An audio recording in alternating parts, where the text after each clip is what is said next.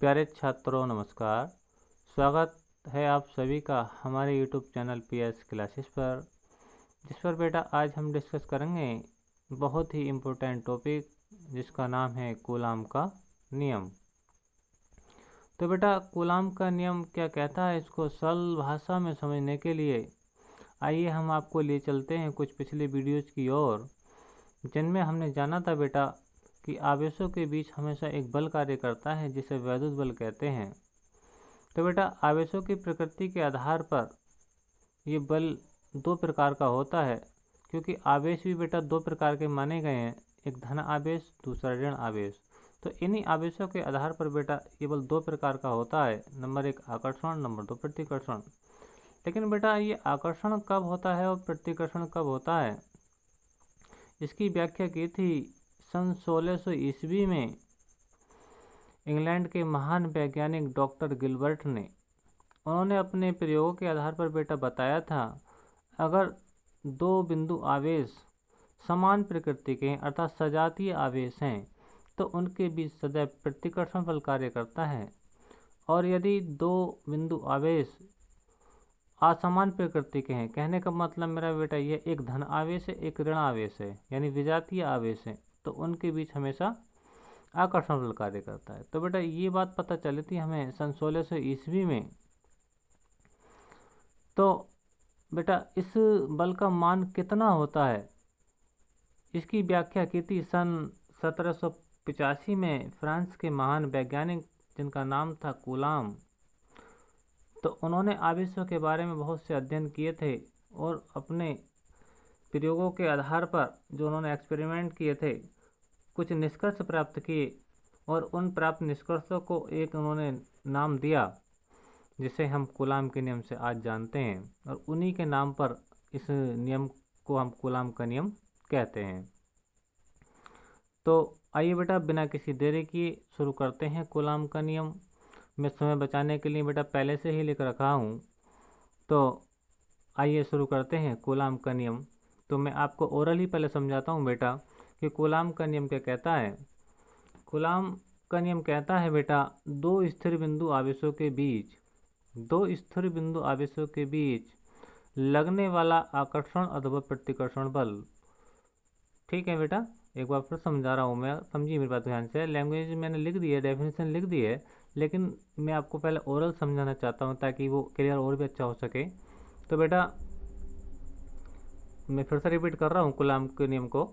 तो इस नियम के अनुसार बात क्या है बेटा कि अगर ये दो बिंदु आवेश हैं बेटा, एक Q1 है एक Q2 है, ठीक है बेटा, और एक दूसरे से r दूरी पर है, ये कोई डिस्टेंस है, मीटर में भी हो सकती है, सेंटीमीटर में भी हो सकती है, मिलीमीटर में भी हो सकती है।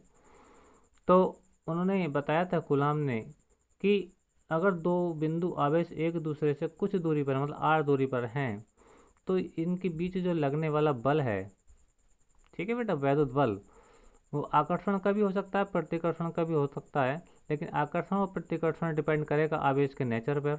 बात समझ रहे बेटा, लेकिन वो होगा कितना, वो इसके बारे में हम बात कर रहे हैं। तो कूलाम ने बताया था बेटा कि अगर दो बिंदु आवेश एक दूसरे से r दूरी पर स्थित हैं तो उनके बीच जो कार्य करने वाला बल होगा, ठीक है, वो इन आवेशों के परिमाण के, या यूँ कहिए इन आवेशों की मात्राओं के गुणनफल के समानुपाती होगा।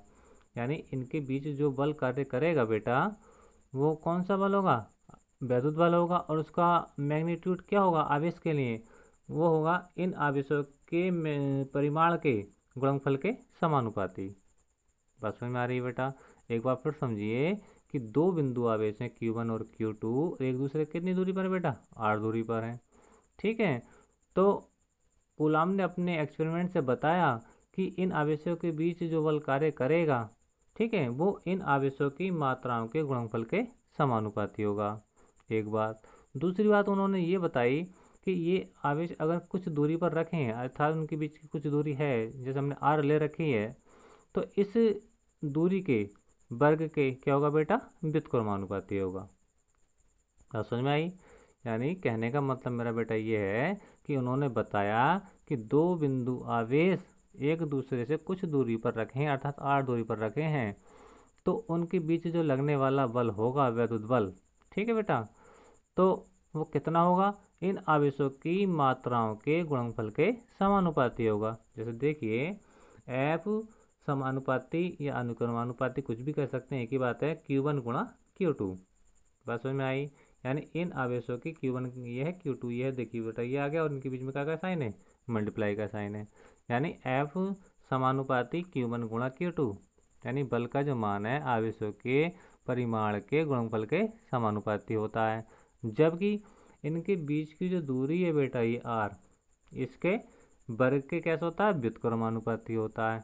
बस समझ में आ रहा है। व्युत्क्रमानुपाती का मतलब बेटा हम बन के अपॉन में लिखते हैं।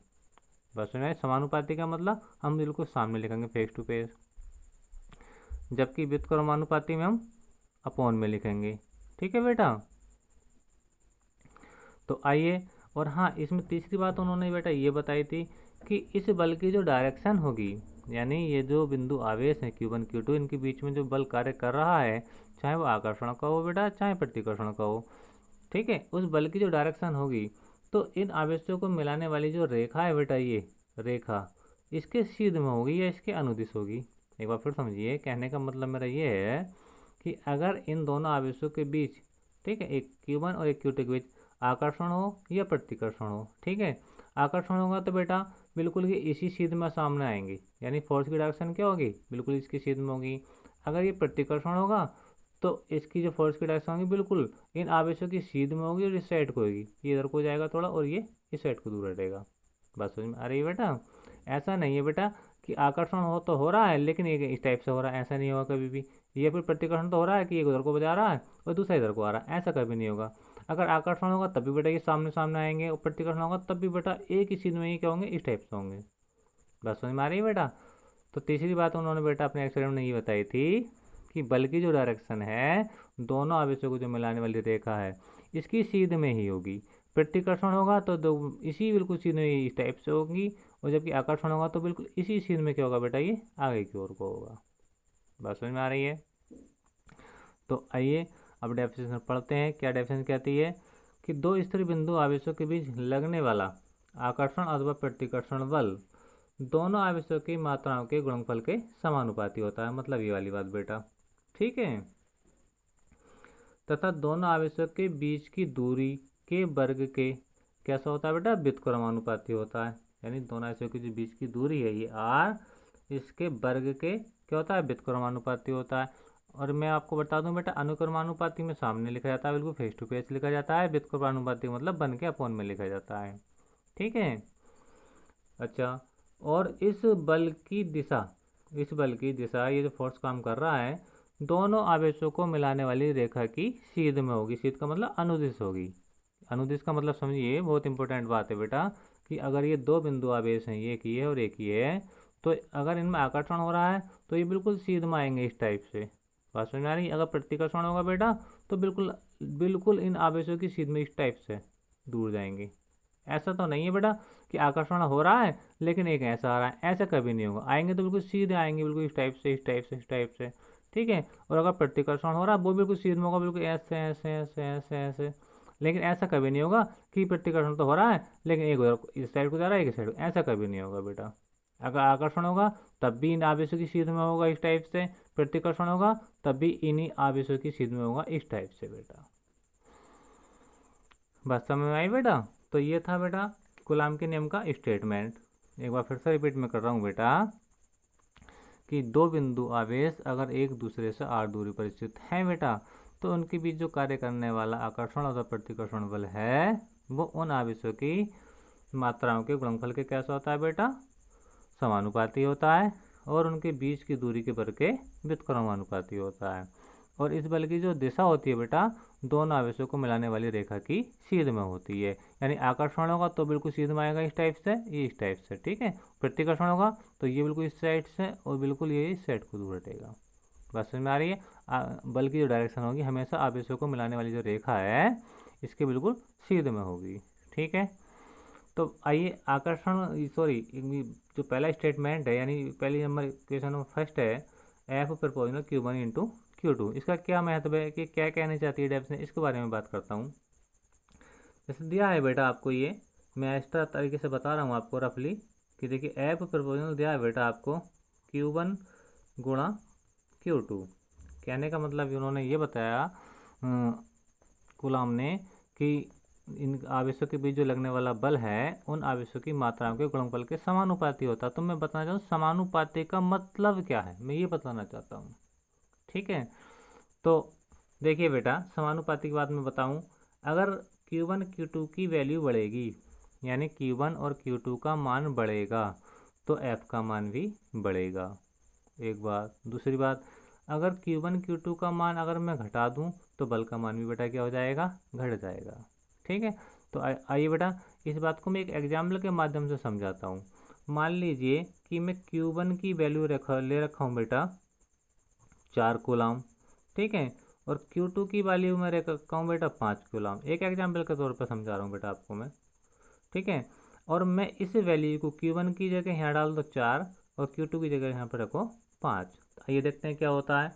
तो F प्रोपोर्शनल हो जाएगा, समानुपाती बेटा हो जाएगा 4 × 5, या F प्रोपोर्शनल कितना आ गया बेटा 20 आ गया। बात समझ में आ रही है? 20 न्यूटन है, 20 न्यूटन का बल, N का मतलब न्यूटन है और ये बल का मात्रक है। एक बात, अगर बेटा अगर मैं इन आवेशों के परिमाण को मैंने एक बार 4 लिखा एक बार 5 लिखा, तो हमने देखा बल कितने न्यूटन का है बेटा, आपका 20 न्यूटन का है।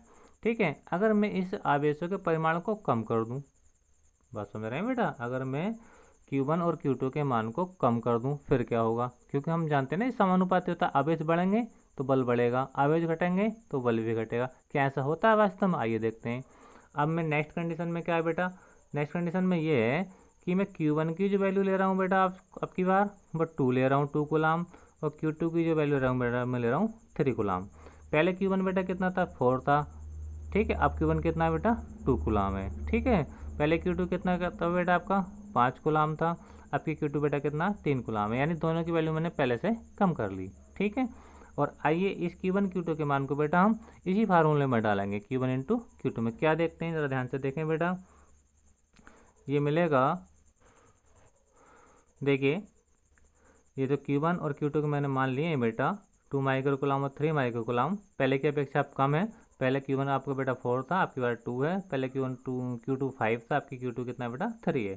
ठीक है, तो अब इन Q1 Q2 के मान को आइए डालते हैं अपने फार्मूले में। फार्मूला था अपना F प्रोपोर्शनल क्या बेटा Q1, तो Q1 की जगह वैल्यू डालिए बेटा क्या है 2, मल्टीप्लाई Q2 की जगह डालिए बेटा कितना है 3। तो बेटा F प्रोपोर्शनल आपका हुआ 2 3 जा 6, यानी 6 न्यूटन। कितना हुआ बेटा 6 न्यूटन हुआ। तो बेटा आप एक चीज़ नोटिस कर रहे होंगे, पहले हमने आवेश का मान लिया था 4 और 5, यानी इसकी अपेक्षा कुछ ज़्यादा था, तो बल का मान कितना था, वो भी ज़्यादा था। बात समझ में आ रही है बेटा? कहने का मतलब मेरा बेटा ये था, अगर हमने पहले Q1 और Q2 के मान क्रम से कितने लिए 4 और 5 लिए, तो बल कितना आया बेटा 20 न्यूटन का बल आया, यानी बल का परिमाण कितना आ रहा है 20 आ रहा है। इसके विपरीत अगर हमने बात करी, हमने Q1 Q2 के मान को घटा दिया, यानी Q1 को हमने कर दिया कितना 2, Q2 कर लिया हमने 3, और जब हमने वैल्यू रख के इसमें देखा तो बेटा कितना आया F का मान, यानी बल का मान कितना आ रहा है आपका 6 न्यूटन आ रहा है, तो यानी बल घट गया। तो कहने का मतलब मेरा ये है बेटा कि आवेशों की वैल्यू अगर बढ़ाते रहेंगे तो बल का मान बढ़ के आएगा, यानी अधिक आएगा। इसके विपरीत अगर आवेशों के मान को हम अगर घटा देंगे, ठीक है, तो बल का मान भी बेटा कम हो जाएगा। बस में आ रही है? तो इसी को कहते हैं बेटा समानुपाती, यानी आवेश बढ़ेंगे तो बल भी बढ़ेगा, आवेश घटेंगे तो बल भी घट जाएगा। अच्छा, दूसरा केस क्या है बेटा इसका, इन्होंने बताया कि जो बल है इन आवेशों के जो बीच की दूरी है ये r बेटा, ठीक है, इसके वर्ग के व्युत्क्रमानुपाती होता है। व्युत्क्रमानुपाती का मतलब बेटा ये है कि अगर मैं इन आवेशों के बीच की दूरी यानी r का मान अगर मैं बढ़ाऊंगा, बात समझ रहे हैं बेटा, ठीक है, तो f का जो मान होगा बेटा आपका घट जाएगा। बात समझ में आई मेरी? क्योंकि ये व्युत्क्रमानुपाती बेटा बटा में है, अगर ये नंबर बढ़ेगा r का मान बढ़ेगा तो f का मान क्या होगा बेटा घटेगा, यानी पहली वाली कंडीशन के जस्ट विपरीत प्रक्रिया हो जाएगी। अब पहले क्या था Q1 Q2 बढ़ रहे थे तो F भी बढ़ रहा था क्योंकि वो समानुपाती था, लेकिन ये व्युत्क्रमानुपाती है बेटा, अगर ये R खाना खाएगा तो F भूखा मर जाएगा। बात समझ में आ रही है? जबकि इस केस में ऐसा नहीं था। ठीक है, तो ये केस बिल्कुल जस्ट उल्टा है इसका, अगर R को खाना मिला है यानी R का पेट भर जाएगा तो उस वक्त क्या हो जाएगा, एफ क्या हो जाएगा, भूखा मर जाएगा। कहने का मतलब ये, यानी इस पर डिपेंड बिल्कुल भी नहीं कर रहा है ये, जबकि ये इस पर डिपेंड कर रहा था। इस पर डिपेंड करता है, अगर Q1 Q2 खाना खाएंगे तो ये भैया एफ का भी काम हो जाएगा। बात समझ में आ रही है? लेकिन इस केस में ऐसा नहीं है बेटा, इस केस में ऐसा नहीं है। इस केस में ये है कि अगर आर की वैल्यू बढ़ेगी तो एफ की वैल्यू घटेगी। तो इसको बोलते हैं बेटा व्युत्क्रमानुपाती। ठीक है बेटा, यानी इन आवेशों के बीच की डिस्टेंस को अगर हम बढ़ा देंगे तो इनके बीच जो लगने वाला विद्युत बल होगा बेटा घट जाएगा, अर्थात उसका परिमाण कम हो जाएगा। एक बार और बेटा अगर हम इसको कम कर लें, मान लीजिए कि पहले ये 1 मीटर पे थे, मैं एग्जाम्पल के तौर पर समझा रहा हूँ। अगर मैं इसको कर दूँ आधा मीटर पे, तो अब क्या हो जाएगा, बल का मान क्या हो जाएगा बेटा, बढ़ जाएगा। यानी आर के मान को अगर हम कम करेंगे, ठीक है, तो बल का जो मान है बेटा वो क्या हो जाएगा, बढ़ जाएगा। ठीक है, और आर के मान को अगर बढ़ाएंगे तो बल का मान क्या हो जाएगा, कम हो जाएगा। ठीक है, यानी उल्टी बात इसके अंदर चल रही है। लेकिन समानुपाती में बेटा ऐसा नहीं होता। समानुपाती में होता है कि Q1 Q2 बढ़ेंगे तो आपका एफ भी बढ़ेगा। ठीक है, जबकि व्युत्क्रमानुपाती में ये होता है बेटा कि अगर आर का मान बढ़ेगा तो एफ का मान घटेगा, और आर का मान घटेगा तो एफ का मान बढ़ेगा। ठीक है बेटा, तो ये दो समीकरणें थी। ठीक है, अब इन समीकरणों को मैंने मिला दिया, समीकरणों को मिलाया समीकरण 1 व 2 से, समीकरण 1 व 2 से, समीकरण 1 व 2 से। अब हमने समीकरण 1 2 को मिलाया तो देखिए बेटा एफ ये लेफ्ट साइड में बिल्कुल इक्वल है, तो इक्वल जो साइड होती है बेटा एक बार लिखी जाती है। समानुपाती भी देखो ना बेटा सेम है, इसको भी एक बार लिखा। अब इसकी बेटा ये जो लेफ्ट हैंड साइड है, तो इसमें लेफ्ट हैंड साइड में क्या Q1 इंटू Q2 है। ठीक है, तो Q1 इंटू Q2 ये आ गया, और इनके बीच में साइन नहीं लगा है बेटा, तो आप समझदार इतने होंगे, आप 12th में हैं, अगर चर राशियां हैं और इनके बीच में कोई साइन नहीं लगा है, जैसे मान लीजिए एक्स और वाई लिखा है, तो बेटा इस वाई का मतलब, इसका मतलब क्या है, ये एक्स इंटू वाई ही है। यानी अगर इनके बीच का साइन अगर मैं लोप कर दूँ, मतलब इसके अंदर से ख़त्म कर दूँ, हटा दूँ, तो वो भी क्या रहेगा बेटा, मल्टीप्लाई में ही रहेगा। तो ठीक है बेटा, यहाँ पे मल्टीप्लाई का साइन लगाया और मैंने यहाँ नहीं लगाया, तो भी ये दोनों आवेश क्या है, एक दूसरे के मल्टीप्लाई में ही हैं। तो मैं बता रहा था आपको, मैंने दोनों समीकरणों को, समीकरण 1 व समीकरण 2 को मिला दिया। मिलाने पे मैंने क्या देखा बेटा कि ये Q1 और Q2 आपका ये रहा, देखो बेटा, लेकिन जो आर स्क्वायर था 1/r² वो अपन का पहुँच चुका, अब ये आ चुका है। बस समझ में आ रही है बेटा? अब इसमें और ख़ास बात क्या है बेटा, उसके बारे में आइए डिस्कस करते हैं। वो ख़ास बात बेटा ये है कि अब फिजिक्स का ये नियम है बेटा, यानी भौतिक विज्ञान का ये नियम है कि अगर हम समानुपाती का चिन्ह हटाते हैं, यानी अनुक्रमानुपाती का चिन्ह हटाते हैं, ठीक है, तो एक कोस्टेंट यूज करते हैं, कोई ना कोई नियतांक लगाते हैं बेटा। इस बात को ध्यान से समझ लें, हम आगे भी वीडियोज पढ़ेंगे और आगे भी लेसन में ये बात देखने को मिलेगी कि जहाँ भी कहीं समानुपाती का चिन्ह आएगा उसकी जगह हम क्या लाएंगे बेटा, इक्वल का चिन्ह लगाएंगे, और उसके उपरांत क्या करेंगे, हम कोई ना कोई कांस्टेंट राशि यूज करेंगे। ठीक है बेटा, कोई ना कोई अचर राशि यूज करेंगे, यानी प्रयोग करेंगे। तो यहाँ पे मैंने क्या किया बेटा, समीकरण 1 व 2 को मिलाया, तो समीकरण 1 में एफ और एफ 2 में बिल्कुल सेम है, तो एफ ही आ गया, समानुपाती दोनों जैसे ये आ गया। लेकिन इसकी आर एच एस सॉरी वो अलग अलग है, इसका Q1 Q2 था वो बेटा ये आ गया, और जो 1/r² था वो नीचे ये आ गया। ठीक है, अब मैंने क्या किया अगले टर्म में कि इस समानुपाती के चिन्ह को बेटा हटा दिया। जैसे ही मैंने समानुपाती का चिन्ह हटाया तो मैंने बेटा क्या यूज कर दिया, के यूज कर दिया। क्या यूज कर दिया, के। जहाँ के क्या है बेटा, एक अनुक्रमानुपाती नियतांक है। इस बात को बेटा आपको याद रखना पड़ेगा कि फिजिक्स के अंदर अगर समानुपाती का चिन्ह हटाया जाता है तो उसकी जगह कोई ना कोई कांस्टेंट वैल्यू रखी जाती है, यानी कांस्टेंट राशि रखी जाती है। ठीक है, तो यहाँ पर हमने किस कांस्टेंट का यूज करा है बेटा, के का यूज करा है। कांस्टेंट मतलब अचर राशि बेटा, ठीक है, जिसका मान क्या होता है, निश्चित होता है। ठीक है, तो बेटा हमने क्या यूज करा, यहाँ पे स्मॉल के यूज करा, यानी समानुपाती का चिन्ह हटाने के बाद हमने इक्वल का चिन्ह लगाया, इक्वल का चिन्ह लगाने के बाद क्या लगाया, के लगाया। ठीक है, तो मैंने इसके बारे में लिखा है जहाँ के एक अनुक्रमानुपाती नियतांक है। ठीक है बेटा, जहाँ के एक अनुक्रमानुपाती नियतांक, अनुक्रमानुपाती क्यों बोला नियतांक, क्योंकि अनुक्रमानुपाती का चिन्ह हटा है तभी तो के आया है बेटा, तो इसलिए कहा गया है कि के एक अनुक्रमानुपाती नियतांक है, जिसका मान दोनों आवेशों के बीच के माध्यम पर निर्भर करता है। ठीक है बेटा, माध्यम क्या है इसके बारे में हम अभी आगे डिस्कस करेंगे। ठीक है, अभी फिलहाल इतना समझिए कि एक अनुक्रमानुपाती नियतांक है जिसका मान दोनों आवेशों के बीच के माध्यम पर निर्भर करता है। ठीक है, आगे चलते हैं बेटा। आगे क्या है ज़रा ध्यान से देखें। आगे है बेटा, यदि दोनों आवेश, बहुत इंपॉर्टेंट बात है बेटा, यदि दोनों आवेश निर्वात या वायु में हो। बात समझ में आई? निर्वात क्या होता है बेटा? आज एक नया शब्द आपको सुनने में मिला होगा, हालांकि आपने 10th स्टैंडर्ड में भी पढ़ा होगा, लेकिन नहीं पढ़ा हो तो आज ये सुन लीजिए। निर्वात, वैक्यूम क्या होता है बेटा? निर्वात बेटा वह स्थान होता है जहाँ वायु भी नहीं होती है। बात समझ में आई? निर्वात एक ऐसा स्पेस होता है बेटा जहाँ पे वायु बिल्कुल भी नहीं होती है। अब आपके दिमाग में एक सवाल उठ रहा होगा, फिर ऐसा कौन सा स्थान है कि जहाँ वायु ना हो? तो एक बात बताऊं बेटा कि जहाँ पे निर्वात होगा वहाँ पे जीवन संभव नहीं है। जीवन संभव क्यों नहीं है बेटा? क्योंकि निर्वात ऐसा स्थान होता है जहाँ वायु भी नहीं होती है। किसी भी प्राणी को जीवित रहने के लिए क्या चाहिए? ऑक्सीजन चाहिए। वायु का मतलब ऑक्सीजन से आ रहा है, समझ रहे हैं आप मेरी बात? तो निर्वात बेटा वह स्थान होता है जहाँ पे वायु भी नहीं होती है। और हम हों या आप हों या जीव जंतु हों, उन्हें जीवित रहने के लिए ऑक्सीजन तो अनिवार्य ही है। ठीक है, तो बेटा निर्वात वह स्थान होता है जहाँ वायु भी नहीं होती है। ठीक है, और ये कहाँ है? अंतरिक्ष में।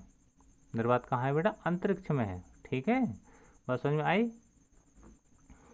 या फिर अपनी पृथ्वी पर पैदा किया जा सकता है।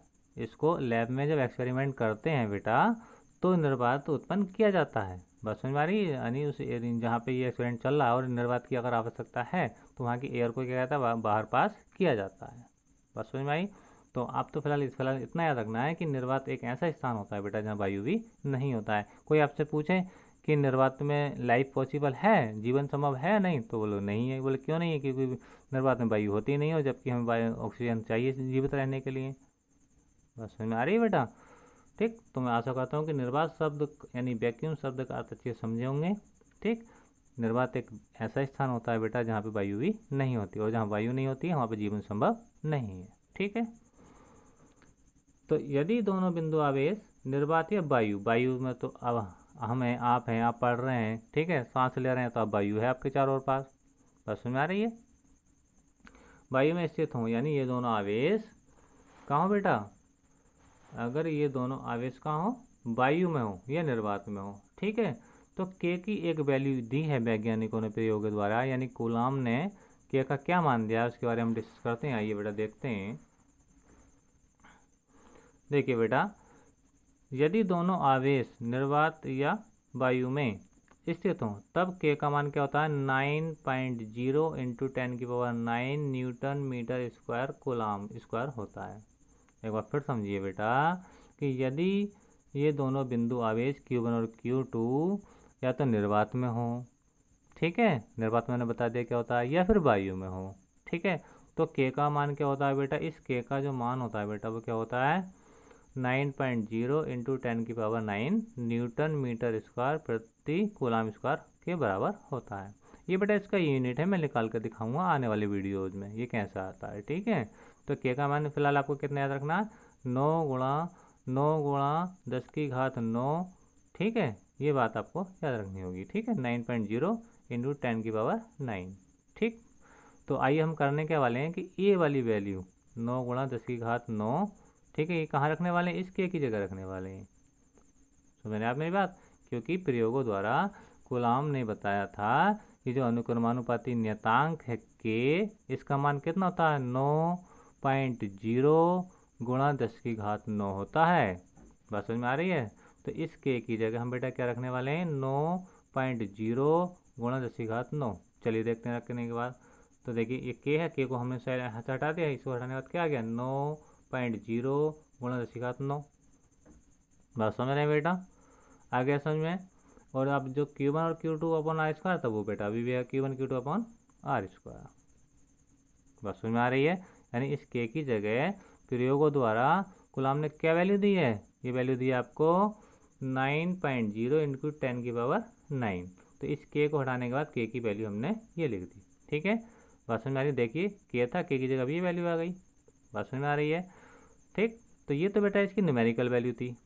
के की न्यूमेरिकल वैल्यू कितनी थी, 9.0 इनटू 10⁻9, 10⁻9, ठीक है। लेकिन इसकी एक न्यूमेरिक लिखित वैल्यू होती है, यानी संख्यात्मक मान होता है, ठीक है। आंकिक मान तो आप देख चुके हैं, ये है 9.0 इंटू 10⁻9, लेकिन संख्यात्मक मान क्या होता है, संख्यात्मक मान भी होता है बेटा इसका। सुविधा के लिए के को हम क्या लिखते हैं, 1/4/ε0 लिखते हैं, बात समझ में आ रही है। ये जो बेटा के आया है, के अगर हम इसका आंकिक मान रखेंगे तो क्या रखेंगे, ये वाला रखेंगे, और जो संख्यात्मक मान रखेंगे इसका बेटा के, तो क्या रखेंगे 1/4πε0, क्या रखेंगे बेटा 4πε0। ये बेटा नया शब्द आया है, इसके बारे में भी हम आने वाली वीडियो में और डिस्कस करेंगे। ε0 क्या होता है, ये निर्वात की वैद्युतशीलता होती है, क्या होती है, इसका क्या परवैद्युतांक से क्या संबंध है बेटा, इसका हम देखेंगे बाद में अगले वाले वीडियो में। तो फिलहाल हम जानते हैं कि सुविधा के लिए के का वैल्यू हम क्या रखते हैं, यानी के का संख्या मान के हम क्या रखते हैं 1/4πε0 Q1 Q2/r², यानी के की जगह ये वाली वैल्यू आ गई, बस में। यानी ये जो के था पहले हमने इसका क्या रखा था, ये वाला मान रखा था 9.0 इंटू 10⁻9, तो ये तो इसका आंकिक मान हो गया, सारे अंक है। लेकिन इसका एक संख्यात्मक मान भी वैज्ञानिकों ने दिया, वो क्या दिया है, इसके का 1/4πε0 Q, क्या दिया 1/4πε0, तो ये भी बेटा के का ही मान है। तो इसका मतलब क्या हुआ कि ये वाली राशि और ये वाली राशि एक दूसरे क्या है, बिल्कुल समान है, फिर बात समझ में आ रही है बेटा। तो आइए देखते हैं क्या है, इसके बारे में डिस्कस करते हैं। अब मैंने लिखा है, क्या लिखा है, समझे बात को ध्यान से मेरी, कि जहाँ 1/4πε0 बराबर क्या 9.0 इंटू 10⁻9। अभी मैं जो बता रहा था कि एक दूसरे के क्या इक्वल है। अगर हम संख्यात्मक मान रखेंगे के का तो ये वाला रखेंगे, सॉरी आंकिक मान रखेंगे तो ये रखेंगे, और संख्यात्मक मान रखेंगे तो ये रखेंगे, यानी ये बात एक के इक्वल ही है। जब हम बेटा न्यूमेरिकल को सॉल्व करेंगे तो 1/4πε0 की जगह हम क्या लिखेंगे 9.0 गुणा 10⁹ लिखेंगे, बात समझ में आ रही है। यानी ये एक दूसरे के इक्वल ही होते हैं। इसकी जगह आवश्यकता के अनुसार ये लिख सकते हैं और इसकी जगह हम ये लिख सकते हैं, ठीक है। आइए आगे चलते हैं। और ये जो बेटा तथा ε0, ये जो ε0 है, ε0 या हिंदी बोलते हैं ε0 बोलते हैं इसको, ठीक है। ε0 को निर्वात की क्या कहते हैं बेटा, वैद्युतशीलता कहते हैं। क्या कहते हैं, वैद्युतशीलता कहते हैं। इसके बारे में आगे स्टडी करेंगे अगली वीडियो में, इसके बारे में क्या कहते हैं बेटा, इसको वैद्युतशीलता कहते हैं। इसका मान कितना होता है 8.85 इंटू 10⁻⁻12 कूलाम स्क्वायर प्रति न्यूटन मीटर स्क्वायर होता है। यानी इसका जो मान होता है इस ε0 का, यानी ε0 का बेटा याद रखना कितना होता है 8.85 गुणा 10⁻⁻12 कूलाम प्रति न्यूटन मीटर स्क्वायर होता है। ये ε0 की वैल्यू है। जब हम न्यूमेरिकलों को सॉल्व करेंगे अर्थात आंकिक प्रश्नों को हल करेंगे बेटा, तब हमें इस मान की ज़रूरत पड़ेगी, इसलिए इस वैल्यू को आप याद कर लें सही ढंग से, ठीक है। याद रहे पावर का आएगी है माइनस की है, और है कितनी 12, ठीक। चलिए आगे चलते हैं। आगे क्या है बेटा कि यदि दोनों बिंदु आवेश निर्वात या वायु के अतिरिक्त, यानी पहले हमने इनको कहाँ माना था, पहले माना था कहाँ, यानी हमने इनको पहले कहाँ माना है, निर्वात या वायु में माना था, ठीक है। अब ये कह रहे हैं और ये दोनों बिंदु आवेश Q1 और Q2 निर्वात में ना हो, यानी वायु में ना हो, ठीक है, किसी और माध्यम में हो। अन्य माध्यम क्या होते हैं, परावैद्युत माध्यम होता है बेटा, क्या होता है परावैद्युत माध्यम या परावैद्युत पदार्थ, ठीक है। उनकी और बात करें तो आइए देखते हैं क्या है। देखिए यदि दोनों बिंदु आवेश निर्वात या वायु के अतिरिक्त, यानी इसके अलावा किसी परावैद्युत पदार्थ जैसे कांच है, मोम है, अवरक है आदि में स्थित हों, तब बात समझ में आ रही है। यानी पहले बिंदु आवेश जो थे Q1 Q2 बेटा पहले कहाँ माने थे हमने, निर्वात और या वायु में माने थे।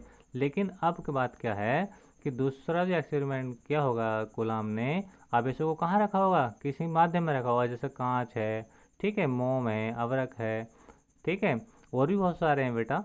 उनमें अगर रखा हुआ तो स्टडी किया हुआ तो उन्होंने क्या मैग्नीट्यूड पे प्राप्त किया था एफ का, वो उसके बारे में हम डिस्कस करते हैं, ठीक है। परावैद्युत पदार्थ क्या होते हैं बेटा, मैं आने वाली वीडियो में बताऊंगा, फिर भी मैं चलो डेफिनेशन के तौर पर मैं बता देता हूँ। परावैद्युत पदार्थ बेटा वे पदार्थ होते हैं जिनके अणुओं में इलेक्ट्रॉन नाभिक के साथ दृढ़तापूर्वक बंधे होते हैं। क्या कहलाते हैं? परावैद्युत पदार्थ कहलाते हैं। ये मैं एडवांस में आपको डेफिनेशन सुना रहा हूँ, आने वाले वीडियोज़ में इसके बारे में डिटेल से बताऊंगा कि परावैद्युत पदार्थ वे पदार्थ होते हैं जिनके अणुओं में इलेक्ट्रॉन नाभिक के साथ दृढ़तापूर्वक बंधे होते हैं, अर्थात मुक्त इलेक्ट्रॉन क्या होते हैं? नगण्य होते हैं। ठीक है, तो वो बात करेंगे हम बाद में, मैंने आपको डेफिनेशन बता दी। ठीक है, तो मैंने बताया थी जब बिंदु आवेशों को कहाँ रखा था बेटा? निर्वात या वायु में रखेंगे तो एफ का मान कितना आएगा? 1/4π के। बेटा नोटिस करने की बात है, देखिए ये के आया, क्या आया? के। और बेटा के क्या है? ये कैपिटल के है। यहाँ पे कौन सा के है बेटा? इस चीज़ को देखिए, स्मॉल के है। यही अंतर है बेटा नियतांक में और परावैद्युतांक में। याद रखना, जब भी आप समानुपाती का चिन्ह हटाकर के लगाएंगे तो वहाँ पे छोटा के लगाना होगा। बात समझ में आ रही है? यानी ये जो नियतांक होगा छोटा के होगा। जबकि जब हम जब आवेशों की स्टडी कर रहे होंगे और जब जिक्र आएगा परावैद्युत पदार्थ का, बात समझ रहे बेटा, तो हम क्या लिखेंगे? स्मॉल के सॉरी कैपिटल के लिखेंगे। इस चीज़ को हमेशा याद रखना कि यानी जब स्थिरांक के लिए यूज करेंगे तो स्मॉल के यूज करेंगे, जब परावैद्युत पदार्थ के लिए यूज करेंगे तो क्या करेंगे? के यूज करेंगे, वो भी कैपिटल। बात समझ में आ रही है बेटा? बहुत ज़रूरी बात है, आपको याद रखने योग्य है। तो अब ये क्या है? के क्या है? जहाँ के माध्यम का परावैद्युतांक है, जहाँ के क्या है बेटा? माध्यम का परावैद्युतांक है। क्या है? परावैद्युतांक है। निर्वात या वायु के लिए के का मान क्या होता है बेटा? 1 होता है। बहुत इंपॉर्टेंट बात है, याद रखना। निर्वात या वायु के लिए जो परावैद्युतांक के है बेटा, इसका मान कितना होता है? 1 होता है। ठीक है, इस चीज़ को याद रखना। जब हम न्यूमेरिकल करेंगे या और भी इसका एक आर्टिकल करेंगे तो इस चीज़ की आवश्यकता पड़ेगी। ठीक है, कि के का मान निर्वात और वायु के लिए कितना होता है बेटा? याद रख लें, 1 होता है। कितना होता है? 1 होता है। ठीक है, अच्छा, ये तो है निर्वात और वायु के लिए। अब जैसे आगे कहा गया अन्य सभी माध्यमों के लिए, अन्य सभी माध्यमों के लिए, ठीक है, परावैद्युत माध्यम के इसके का मान क्या होता है? 1 से अधिक होता है। अन्य सही माध्यम के लिए क्या होता है बेटा? के का मान 1 से अधिक होता है। ठीक, और बात करें अगर हम अन्य सही माध्यम, क्या कह रहा है? ये परावैद्युत माध्यम के लिए बोल रहा है बेटा। अन्य सही माध्यम मतलब परावैद्युत माध्यम की बात कर रहा है, जैसे कांच मोम की बात चल रही थी। ठीक है, ठीक, अब आया इसके तीसरी बात कि धातुओं के लिए इसका मान अनंत होता है। ये बहुत इंपॉर्टेंट है, एग्जाम में कई बार ये रिपीट भी हो चुका है कि धातुओं के लिए परावैद्युतांक का मान के का मान कितना होता है। तो बेटा नोटिस कर लें, याद कर लें कि धातुओं के लिए इसका मान बेटा कितना होता है? अनंत होता है। ठीक है बेटा, तो ये था बेटा, यही कूलाम का नियम है। यही क्या है बेटा? कूलाम का नियम है। तो मैं आशा करता हूँ बेटे कि आपको समझ में आया होगा सही तरीके से कि कूलाम का नियम क्या है। एक बार मैं मौखिक के लिए आइए ओरल ही मैं रिपीट कर देता हूँ अपनी लैंग्वेज को, यानी एक बार मैं फिर से बता देता हूँ कि कूलाम ने क्या बताया था आवेशों के बारे में। अध्ययन करने के बाद उन्होंने बताया कि दो बिंदु आवेश, ठीक है, एक दूसरे से r दूरी पर स्थित हैं, तो उनके बीच जो लगने वाला बल है बेटा, वैद्युत बल, वो आवेशों की मात्राओं के गुणनफल के अनुक्रमानुपाती होता है, जबकि उन आवेशों के बीच की दूरी के वर्ग के व्युत्क्रमानुपाती होता है।